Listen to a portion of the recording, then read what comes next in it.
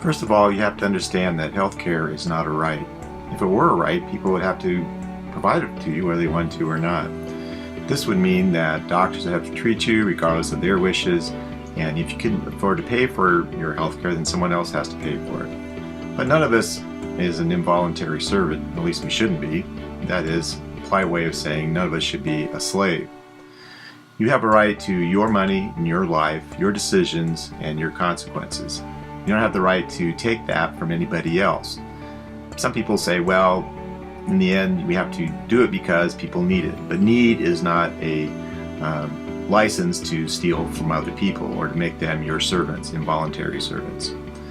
Imagine if someone justified healthcare simply because it would create some good, and it does for some people. To use an analogy, perhaps we look at a student who wants to go to med school, and he thinks, well, I can't afford the vast amount of money that med school costs.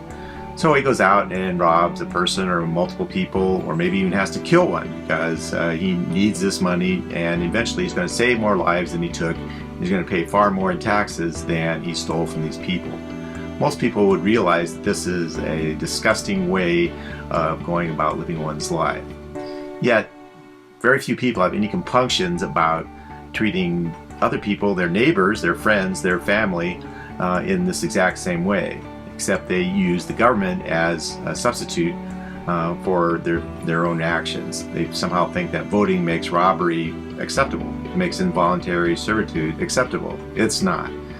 But don't get me started.